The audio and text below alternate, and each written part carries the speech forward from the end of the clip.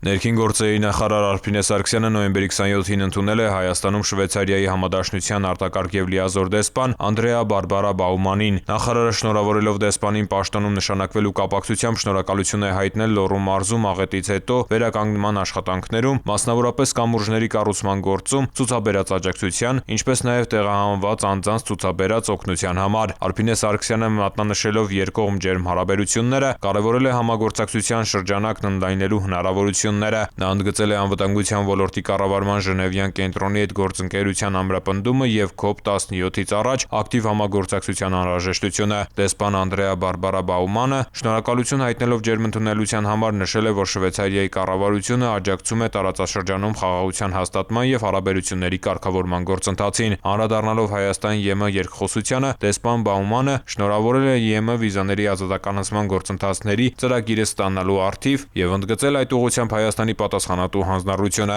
Դեսպանը բարձր է գնահատել նոյեմբերի 21-ից 27-ի ընթացքում հրդեհների մարման ժամանակ փրկարարծառայության աշխատանքը եւ ցավակցություն հայտնել Հրշեջ փրկարարի զոհվելու կապակցությամբ։ Ընդգծվել է նաեւ ՄԱԿ-ի միջազգային որոնողափրկարարական խորհրդատվական խմբում Հայաստանին Շվեյցարիայի մենթորության կարեւորությունն ու այդ համատեքստում վարժանքները շարունակելու անհրաժեշտությունը։ Քննարկվել են կլիմայի փոփոխության շրջանակում աղետների ռիսկի կառավարման, մարդու իրավունքների պաշտպանության ոլորտներում համագործակցության հնարավորությունները եւ այլ հարցեր։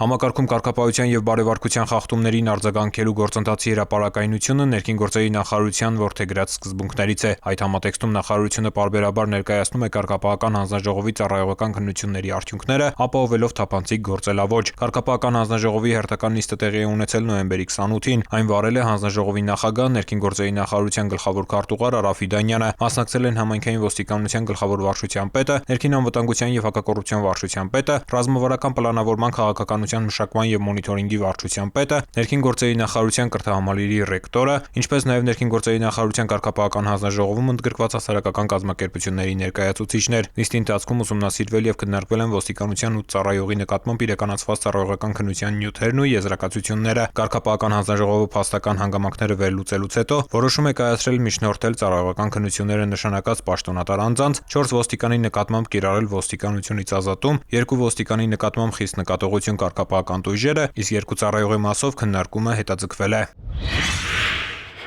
Ներքին գործերի նախարարության ոստիկանության գվարդիայի ծառայողները նոյեմբերի 28-ին ժամը 22:30-ին Ծիծեռնակաբերդի խճուղում գտնվող առևտրի կենտրոնում հայտնաբերել, գողություն կատարելու եւ թմրամիջոց պահելու կասկածանքով ձերբակալել եւ համայնքային ոստիկանության Մալաթիայի բաժին է տեղափոխել 39-ամյա մի տղամարդու, որի մոտ հայտնաբերվել է գողացված հագուստ։ Անձնական խուզարկությամբ 39-ամյա տղամարդու մոտ հայտնաբերվել են դեղնականաչավուն եւ բյուրեղանման զանգվածներ, հեղուկով տարա եւ էլեկտրական կշեռք։ Տղամարդը եւ կազմված փաստաթղթերը ներկայացվել են նախաքննական մարմին։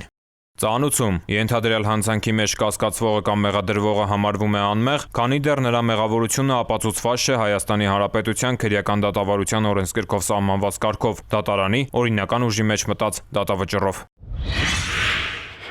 Նոյեմբերի 15-ից մարտի 31-ը ըստ գործող օրենսդրության վարորդները պարտավոր են երթևեկել բացառապես ձմեռային անվադողերով։ Բարեկային ծառայողի կողմից իրավախախտումը հայտնաբերելու դեպքում վարորդը տուգանվում է։ Տուգանք կարող է նշանակվել նաև այն դեպքում, երբ ստուգաչափման պարզվում է, որ ձմեռային անվադողերը մաշված են եւ չեն համապատասխանում պահանջվող ստանդարտին։ Նոյեմբերի 15-ից մինչ օրս բարեկային ծառայողների կողմից մայրաքաղաքում եւ մարզերում ձմեռային անվադողերի առկայությունը պարզելու նպատակով ստուգման է ենթարկվել 12796 տրանսպորտային միջոց, 2459 վարորդի նկատմամբ կազմվել է վարչական իրավախախտման վերաբերյալ արձանագրություն։ Հարգելի վարորդներ, երթևեկեք բացառապես ձմեռային անվադողերով, խստորեն պահպանելով ճանապարհային երթևեկության կանոնները։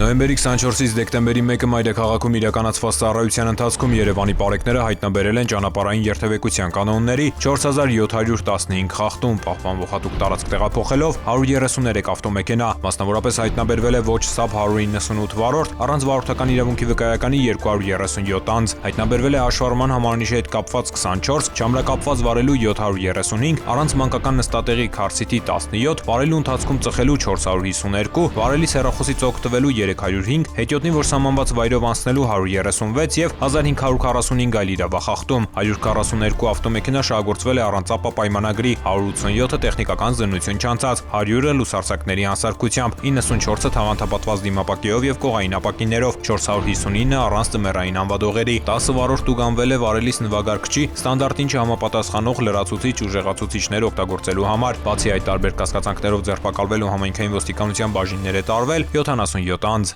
Նույն ժամանակահատվածում մարզերում պարեկները հայտնաբերել են ճանապարհային երթևեկության կանոնների 13120 խախտում, պահպանվող հատուկ տարածքներ տեղափոխելով 231 տրանսպորտային միջոց, հայտնաբերվել է ոչ սթափ 196 վարորդ, առանց վարորդական իրավունքի վկայականի 352, կեղծ վարորդական վկայականով երթևեկող 14 անձ, հայտնաբերվել է նաև հաշվառման համարանիշի հետ կապված 48, ժամանակապված վարելու 2654, առանց մանկական նստատեղի քարսիթի 127, վարելու ընթացքում ծխելու 359, վարելի սեռոխոսից օգտվելու 596, հետիոտնին, որ սահմանված վայրով անցնելու 94, արագության գերազանցման 2304 եւ 3985 այլ իրավախախտում, 354 ավտոմեքենա շահագործվել է առանց ԱՊԱ պայմանագրի, 609 տեխնիկական զննություն չանցած, 832-ը լուսարձակների անսարքությամբ, այդ թվում 34 բեռնատար, 135-ը թաղանթապատված դիմապակեով եւ կողային ապակիներով, 685-ը առանց ձմեռային անվադողերի, 79 վարորդ ուղղանվել է վարելիս նվագարկչի ստանդարտին չհամապատասխանող լրացուցիչ ուժեղացուցիչներ օգտագործելու համար, բացի այդ տարբեր կասկածանքներով ձերբակալվել ու համայնքային ոստիկանության տարածքային բաժիններ է տարվել 31 անձ։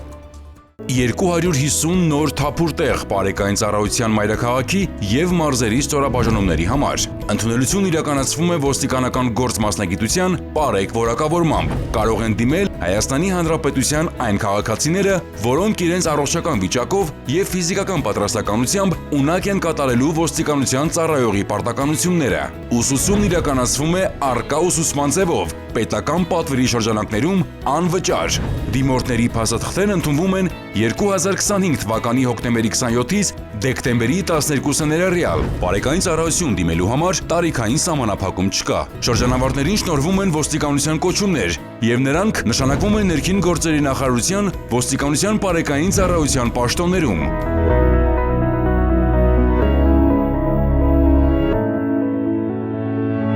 Հրդեհները շրջակա միջավայրի կենսանվտանգությանը սպառնացող մարտահրավերներից են, որոնց առաջացման պատճառները գլխավորապես մարդկային անուշադրության արդյունք են։ Հաճախ մարդիկ չգիտակցելով բացասական հետևանքները գյուղատնտեսական աշխատանքներին ընդառաջ այրում են խոզանն ու բուսական մնացորդները, նպաստելով հողի որակական հատկությունների կորստին, բուսական եւ կենդանական աշխարհի ոչնչացմանն ու մթնոլորտային օդի աղտոտմանը։ Խոզաների այրումը վատթարացնում է հողի օրգանական կազմը, նվազեցնում խոնավությունը, նպաստում է հողում եղած օգտակար նյութերի քայքայմանը, նվազեցնում է հողի բերիությունը, նպաստում է թոքերում քաղցկեղի առաջացմանը, առաջացնում է հազ, ցավ կրծքավանդակում եւ շնչառական խանգարումներ, ոչնչացնում է միջատներին, սողուններին, մանր կաթնասուններին, խոչընդոտում է սննդանյութերի ցիկլը, սնման շղթայի կապերը եւ բույսերի սերմերի տարածումը, ինչը կարող է հանգեցնել տեսակների անհետացման կամ դրանց պոպուլյացիաների նվազեցման, ազդում է էկոհամակարգի ինքնավերականգնման հատկության վրա։ Հարգելի քաղաքացիներ, զերծ մնացեք խոզանների այրում կատարելուց, պահպանելով շրջակա միջավայրի կենսաբազմազանությունը, իսկ նկատած հրդեհի կամ ծխի դեպքում զանգահարեք 911 հեռախոսահամարին։ Ամբողջ աշխարհում տարեկան հազարավոր երեխաներ ընտանեկան բռնության զոհ կամ ականատես են դառնում։